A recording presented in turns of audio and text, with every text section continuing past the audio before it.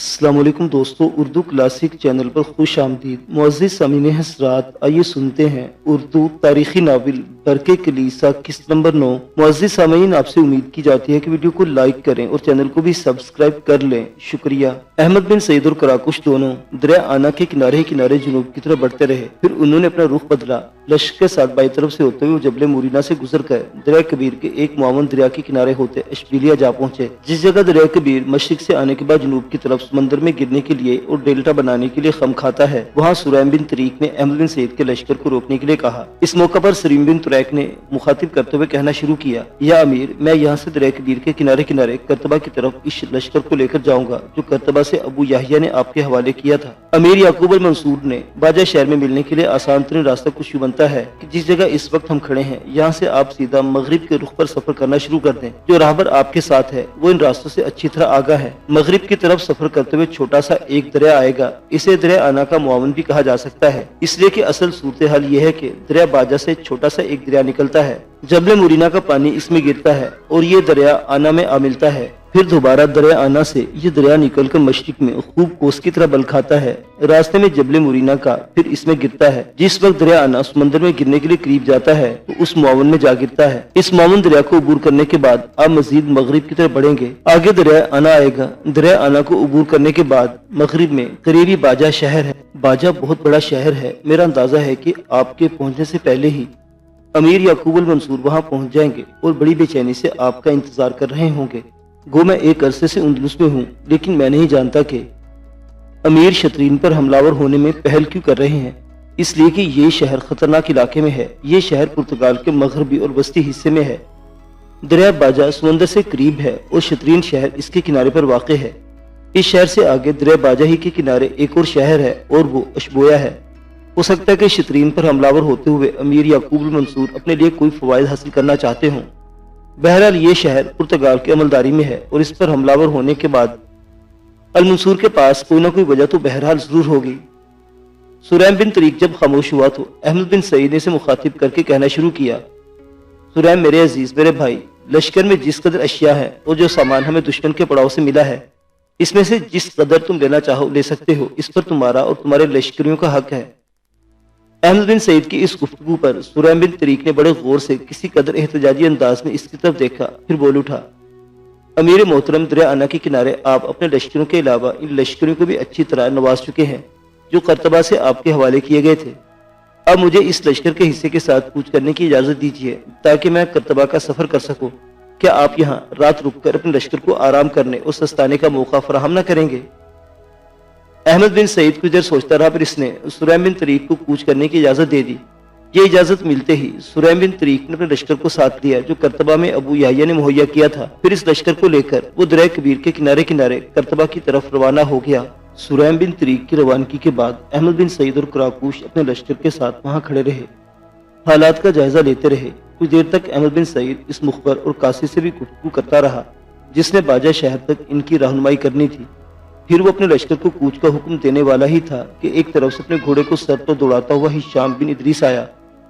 अहमद बिन सईद के करीब आकर अपने घोड़े से उतरा। इसे देखते हुए अहमद बिन सईद और कराकुश दोनों के चेहरों पर मुस्कुराहट बिखर गई। आगे बढ़ते हुए दोनों के साथ हिशाम बिन इदरीस ने पुरजोश मुसाफा किया। फिर अहमद बिन सईद की तरफ देखते हुए हिशाम बिन इदरीस ने कहना शुरू किया, या अमीर, मैं नहीं जानता मेरी आमद से पहले आप किस मौजू पर गुफ्तगू कर रहे थे। अगर मैं आपकी गुफ्तगू में मुखल हुआ हूँ तो इसके माजरत खा हूँ। मैं आपसे एक इल्तिजा करने आया हूँ और ये इल्तिजा सिर्फ मेरी तरफ से ही नहीं बल्कि मेरे बाप बल्कि मेरे अहले खाना की तरफ से है।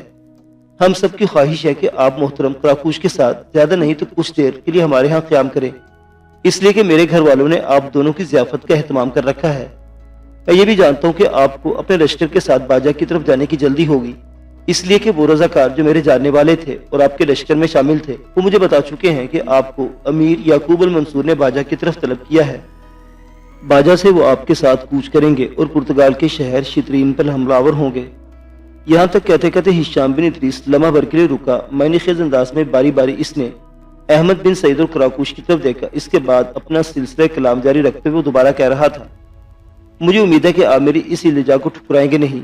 अगर आपने अपने लश्कर के साथ आज रात यहीं क़याम करना है तो मेरी आपसे गुजारिश है कि आप दोनों रात हमारे यहाँ मुअज़्ज़ज़ मेहमान की हैसियत से बसर करें, और अगर आपने اپنے لشکر کے ساتھ یہاں قیام نہیں کرنا تو کم از کم آپ دونوں میرے ساتھ چلیں اور شام کا کھانا آپ میرے ساتھ کھانے کے بعد آپ رخصت ہونا چاہیں تو میں آپ کو یقین دلاتا ہوں میں آپ کی راہ نہیں روکوں گا۔ ہشام کی اس پیشکش پر تھوڑی دیر کے لیے احمد بن سعید کی گردن جھک گئی تھی، پھر اس نے معنی خیز انداز میں کراکوش کی طرف دیکھا۔ دونوں ہی آنکھوں میں کوئی اشارہ ہوا۔ احمد بن سعید کے چہرے پر مسکراہٹ نمودار ہوئی، پھر اس نے ہشام بن ادریس کی طرف دیکھتے ہوئے کہنا شروع کیا، سن ابن ادریس، جو کچھ کہنے والا ہوں برا نہیں ماننا، ہو سکتا ہے وہ تمہاری توقع کے خلاف ہو۔ ہشام بن ادریس فوراً احمد بن سعید کی بات کاٹتے ہوئے بول پڑا، یا امیر، خدا کے لیے انکار مت کیجیے گا، اس سے میرا ہی نہیں بلکہ میرے اہل خانہ کا بھی دل دکھے گا۔ احمد بن سعید نے کچھ سوچا، پھر وہ دوبارہ بول پڑا، ابن ادریس، تمہاری آمد سے پہلے ہی میں اپنے لشکر کو کوچ کا حکم دینے والا تھا۔ میں یہاں رکنا چاہتا ہوں، نہ قیام کرنا چاہتا ہوں، اس لیے کہ صرف ایک منزل پیچھے میں اپنے لشکر کو آرام کرنے اور سستانے کا موقع فراہم کر چکا ہوں۔ یہاں میں صرف اسے رکا ہوں کہ جو لشکر مجھے اندلس کے والی ابو یحییٰ نے مہیا کیا تھا اسے واپس کرتبہ جانا تھا، اور میں لشکر کے اسی حصے کے ساتھ الوداع کہنے کے لیے رکا ہوں۔ اب میں یہاں سے کوچ کروں گا، میرے راہبر، میرے رہنما میرے ساتھ ہیں۔ اشبیلیہ سے میں سیدھا مغرب کی طرف رخ کروں گا، باجہ شہر کے نواب میں امیر یعقوب المنصور سے جا ملوں گا۔ ابن ادریس، یوں جانو جس ضیافت کا تم اہتمام کر رہے ہو وہ ضیافت میرے اور کراکوش کے لیے ہو چکی ہے۔ ہشام بن ادریس، جس اپنائیت کا اظہار تم نے کیا ہے اس کے لیے میں اور کراکوش دونوں تمہارے اور تمہارے اہل خانہ کا انتہا درجے کے شکر گزار ہے۔ جاؤ، واپس گھر جاؤ، اپنے محترم باپ، اپنے چچا اور اپنے دوسرے افراد سے میرا شکریہ ادا کرنا، انہیں کہنا مجھے یہاں سے کوچ کرنے کی جلدی ہے۔ اگر ایسا نہ ہوتا تو میں یقیناً ان کی ضیافت کو قبول کرتا، بلکہ آپ لوگوں کے ہاں قیام کرنے میں فخر محسوس کرتا۔ میرے عزیز، تم جانتے ہو اندلس میں حالات ان دنوں انتہا درجے کے پراگندہ ہیں۔ شمالی اندلس کا حکمران الفانسو پرتگال کا بادشاہ سینکو کسی وقت بھی اپنے لشکر کو لے کر اور متحد ہو کر مسلمانوں کے خلاف اٹھ کھڑے ہو سکتے ہیں۔ ایسی صورت میں جا بجا ہمارے لیے دشواریاں اٹھ کھڑی ہوں گی۔ تمہارے علم میں یہ بات بھی ہوگی کہ امیر یعقوب نے اپنے لشکر کے ساتھ اندلس میں داخل ہو چکے ہیں۔ وہ کیا لاہ عمل اختیار کرنا چاہتے ہیں اس کا مجھے ابھی تک پتہ نہیں۔ ہاں، مجھے یہ اطلاع مل چکی ہے کہ مجھے باجا میں جا کر ان سے ملنا ہے، اس لیے کہ پرتگال کے ایک شہر شترین پر حملہ ور ہونا چاہتے ہیں۔ اس شہر پر وہ کیوں حملہ ور ہونا چاہتے ہیں میں یہ نہیں جانتا، اس کی مجھے وجہ بتائی گئی ہے۔ بہرحال ہم اس شہر پر حملہ ور ہوں گے۔ پرتگال کا بادشاہ سینکو اور شمالی اندلس کا بادشاہ الفانسو خاموش نہیں بیٹھیں گے، ہمارے خلاف ضرور حرکت میں آئیں گے، بلکہ اندلس کے دیگر عیسائی قوتوں کے علاوہ برقے کلیسا اور ٹیمپلوں کے سردار کاریون کی بھی قوت اپنے حق میں استعمال کریں گے۔ ان حالات میں میرے عزیز، میں وقت ضائع نہیں کرنا چاہتا۔ بہت جلد فاصلوں کو سمیٹتے ہوئے باجہ شہر کے نواح میں امیر یعقوب المنصور سے جا ملنا چاہتا ہوں۔ میں ایک بار پھر معذرت خواہ ہوں کہ میں تمہارے یہاں قیام نہ کر سکوں گا، تمہارے یہاں کی ضیافت سے لطف اندوز نہ ہو سکوں گا۔ احمد بن سعید خاموش ہوا تو تھوڑی دیر تک ہشام بن ادریس خاموش رہ کر سوچتا رہا، پھر وہ بول اٹھا، یا امیر، میں آپ کی مجبوریوں کو سمجھتا ہوں، میں زبردستی نہیں کروں گا، نہ ہی آپ پر دباؤ ڈالوں گا۔ آپ سے گزارش کروں گا کہ آپ تھوڑی دیر رکے تو میں اپنے والد محترم کو بلا لاؤں، اور میرے چچا آپ سے ملاقات کرنے کے خواہش مند ہے۔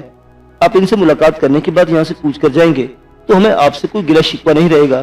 جواب میں احمد بن سعید مسکراتے پھر کہنے لگا، میں یہی کھڑا ہوں، جب تک تم اپنے والد محترم اور ہم کو لے کر نہیں آتے میں کوچ نہیں کروں گا۔ جاؤ اور وقت ضائع مت کرنا۔ ہشام بن ادریس فوراً مڑا، اپنے گھوڑے پر سوار ہوا، اسے سر پر دوڑاتا ہوا لوٹ گیا۔ تھوڑی دیر بعد ہشام اپنے گھوڑے پر سوار پھر آتا دکھائی دیا۔ اس کے پیچھے دو گھوڑے بھی تھے، ایک گھوڑے پر اس کا باپ ادریس بن یوجان، اس کے پیچھے اس کی بیٹی غریتا بیٹھی ہوئی تھی، اور دوسرے گھوڑے پر اس کا ام عدی بن یوجان تھا، اس کے پیچھے مورینا بیٹھی ہوئی تھی۔ احمد بن سعید کے پاس آ کر انہوں نے اپنے گھوڑوں کو روکا۔ سب سے پہلے ہشام گھوڑے سے اترا، پھر وہ پیچھے ہٹا۔ اتنی دیر میں ادریس بن یوجان اور عدی بن یوجان ہی نہیں، غریتا اور مورینا بھی بہترین شاہسواروں کے انداز میں اپنے گھوڑوں سے کود چکے تھے۔ پھر پانچوں اس جگہ آئے جہاں احمد بن سعید اور کراکوش ان کے منتظر تھے۔ آگے بڑھتے ہوئے ادریس اور عدی دونوں بھائیوں سے احمد بن سعید اور کراکوش نے پرجوش مصافحہ کیا۔ پھر شکوہ بھری آواز میں ادریس بن یوجان احمد بن سعید اور کراکوش سے مخاطب ہوا، میرے دونوں بیٹوں، میری بڑی خواہش تھی کہ تم میرے ہاں ضیافت کو قبول کرتے، لیکن ضیافت کو قبول نہ کرنے کی جو وجہ تم نے بتائی ہے وہ یقیناً ہمارے لیے قابل قبول ہے۔ جس وقت مجھے پتا چلا تھا کہ تم دونوں اپنے لشکر کے ساتھ یہاں پہنچنے والے ہو تو میں نے دل میں ٹھان رکھی تھی کہ تم دونوں کی اپنے ہاں ضیافت کروں گا۔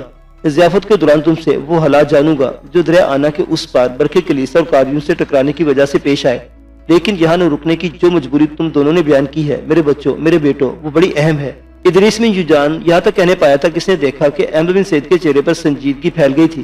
پھر احمد بن سعید نے ادریس اور عدی دونوں بھائیوں کی طرف دیکھتے ہوئے کہنا شروع کیا، میرے محترم بزرگوں، اندلس کے اندر اس وقت مسلمان جن دیگر کو حالات سے دوچار ہیں، اس کا تقاضا ہے کہ ہم دشمن کے خلاف صف آرا اور مسلح ہونے کے لیے ایک ایک لمحے سے فائدہ اٹھائیں۔ یاد رکھیں، وہ قومیں جو اپنے دشمن کے خلاف صف آرا ہونے میں تاخیر کرتی ہیں، ان کے لیے کیمیا گروں کے راز اور کارسازوں کی دھانائی بھی کام نہیں دیتی۔ وہ قومیں جو شکست و ریخت کرنے والے اپنے دشمنوں کے سامنے سنگریزوں کے بے نیاز سکوت اور زیر لب کسی گیت کی طرح خاموش رہتی ہیں۔ دشمن ان پر شبخون مار کر ان کی تمناؤں کو چشمے خوبستہ میں تبدیل کر کے رکھ دیتا ہے۔ ادریس بن شجاع میرے محترم، اس سے پہلے اندلس کے اندر الفانسو اور سینکو دونوں مسلمانوں کے لیے زندان کی سی داستان علم دہرا چکے ہیں۔ ان کے سامنے مسلمانوں کی آنکھیں ابر کی طرح برس چکی ہیں۔ ان کے قتل عام کی وجہ سے اندلس کے درو بام علم و آسا ہیں، افق تا افق شکست و خوردہ فراق بکھرے پڑے ہیں، شاخیں زخمی ہیں، پھول مجروح ہیں۔ یاد رکھیے، اب بھی اگر ہم متحد ہو کر موجے تلاطم کے شور کی طرح الفانسو سینکو کے سامنے نہ آئے تو یاد رکھیے گا، یہ شوریدہ سر زمانہ ہماری حالت ایسی کرے گا جیسے ساحل سے دور سمندر میں افسردہ سامہ لہریں اپنے آپ کو ختم کر کے رہ جاتی ہیں۔ ادریس بن شجاع میرے محترم، آپ تو اندلس کے اندر دو بھیڑیے الفانسو اور سینکو کو دیکھ رہے ہیں۔ ہم اس سے پہلے فلسطین کے اندر سینکڑوں بھیڑیوں کا سامنا کر چکے ہیں جنہوں نے مسلمانوں کو وہاں روحانی کر میں مبتلا کر رکھا ہے۔ اللہ کا شکر ہے کہ فلسطین کے اندر دشمن کی قوتوں کے سامنے ہمارے آقا، ہمارے محترم سلطان نے ایک چٹان کی صورت اختیار کی ہے۔ سلطان صلاح الدین برق کی طرح حملہ آور ہوتے ہوئے پیچھے ہٹنے پر مجبور کر رہے ہیں۔ میرے محترم، میں اور میرا ساتھی کراکوش فلسطین کے اندر بھیڑیوں کی خوریزی، ان کی شکست و ریخت کو اپنے آنکھوں سے نہ صرف دیکھ چکے ہیں بلکہ ان کی پیش قدمی کو روک بھی چکے ہیں۔ جو داستانیں انہوں نے فلسطین میں دہرائی ہیں، جو مظالم انہوں نے سلطان صلاح الدین ایوبی سے پہلے مسلمانوں پر ڈھائے ہیں، اگر وہ بیان کیے جائیں تو دل خون کے آنسو روتا ہے۔ ہم نہیں چاہتے کہ دشمن یہاں اندلس کے اندر مسلمانوں کے جریدہ دل پر نفرتوں کے رنگ سے لاشوں پر گرتے اشکوں کی داستانیں ایسے ہی رقم کرے جیسے انہوں نے سلطان صلاح الدین ایوبی سے پہلے فلسطین میں رقم کی ہیں۔ میرے محترم، اسی بنا پر میں راستے میں کہیں بھی نہ رکنا چاہتا ہوں، نہ قیام کرنا چاہتا ہوں۔ منزل پر منزل مارتے فوراً پاجا شہر امیر یعقوب المنصور سے جا ملنا چاہتا ہوں، اس لیے کہ پیغام دینے والوں نے مجھے بتایا تھا کہ میرے وہاں پہنچتے ہی سلطان پرتگال کے شہر شترین پر حملہ آور ہونا پسند کریں گے، لہذا راستے میں رک کر نہ میں اپنی منزل کھوٹی کرنا چاہتا ہوں، نہ وقت ضائع کرنا چاہتا ہوں۔ میرا جلد از جلد یہاں پہنچنا بہت ضروری ہے۔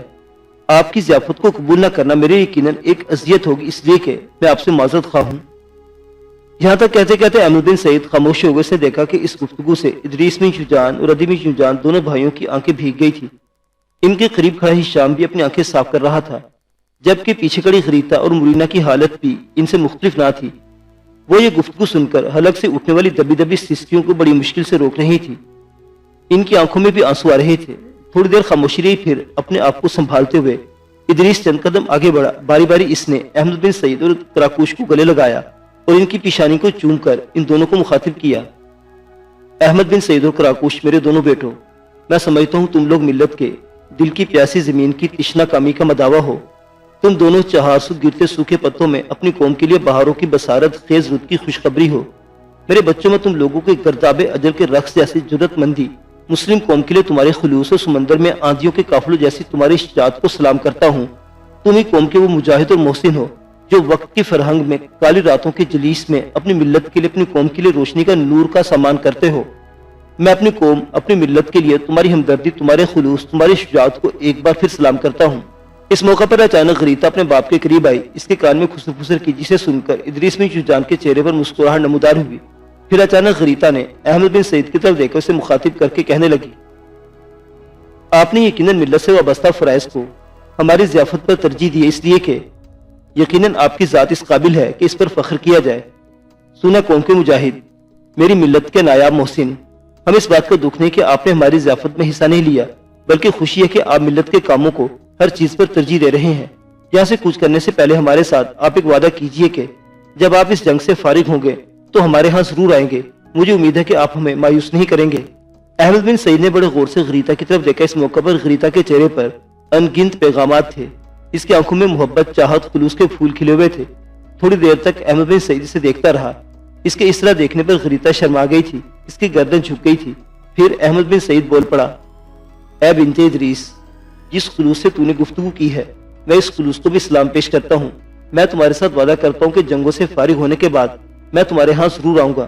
کراکوش میرے ساتھ ہوگا، اور ہم خود آپ سے کہیں گے کہ آپ ہماری ضیافت کریں، لیکن ایسا اس وقت کریں گے جب دشمن کو ہم شکست دینے کے بعد فارغ ہوں گے۔ اے بنت ادریس، اندلس کے اندر قوم کی بہتری کے لیے جو کام ہمیں سونپے جا رہے ہیں، ایسے کاموں کے مواقع بار بار نہیں ملتے۔ یہ وہ سنہری مواقع ہیں جن پر خون کا آخری قطرہ تک بہا سکتا ہوں۔ جو قومیں ضرورت کے ایسے وقت خاموش رہ جاتی ہیں، اپنے مستقبل کو یقیناً خون آلودہ کر لیتی ہیں، اور ہم اپنی ملت پر ایسا وقت نہیں لانا چاہتے۔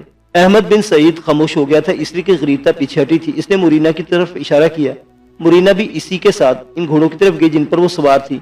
گھوڑوں کی خرجینوں میں انہوں نے کچھ سامان نکالا، پھر قریب آ کر غرنیتا نے احمد بن سعید کو مخاطب کیا۔ میں اور میری امزاد مرینا نے کھانے پینے کا کچھ سامان اور پھل تیار کیے تھے، اگر آپ برا نہ مانے تو یہ سامان ہم آپ کے گھوڑوں کی خرجینوں میں ڈال دیں۔ احمد بن سعید منہ سے کچھ نہ بولا، تاہم اس نے مسکراتے ہوئے گردن ہلا دی تھی، جس سے غریتا اور مرینا دونوں خوش ہو گئی تھی۔ غریتا نے آگے بڑھ کر احمد بن سعید کے گھوڑے کی خرجین میں سامان ڈال دیا، جبکہ مرینا بھی آگے بڑھی اور قراقوش کے گھوڑے کی خرجین میں گٹھڑی ڈال دی جس نے اپنے ہاتھ میں پکڑ رکھی تھی۔ پھر وہ دونوں پیچھے ہٹ کر کھڑی ہو گئی تھی۔ ان کے دیکھتے ہی دیکھتے احمد بن سعید اور قراقوش نے ایک دوسرے کو اشارہ کیا اور وہ دونوں اپنے گھوڑوں پر سوار ہوئے۔ ان سے کوچ کی اجازت لی، پھر الوداعی انداز میں ہاتھ ہلاتے اپنے لشکر کے ساتھ وہاں سے کوچ کر گئے تھے۔ معزز سامعین حضرات، مسلمانوں کے عروج و زوال کی یہ داستان ابھی جاری ہے۔ بقیہ واقعات اگلی قسط میں۔ دیکھتے رہیے اردو کلاسک۔ اللہ حافظ۔